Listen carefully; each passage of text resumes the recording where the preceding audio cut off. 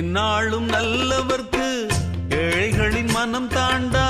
பொன்னான வீடாகும் அதற்கு எது ஈடாகும். உண்டான செல்வம் எல்லாம் அன்றாடம் வரும் போகும். ஊராரின் வாழ்த்துக்கள் தான் நிலைத்திருக்கும்.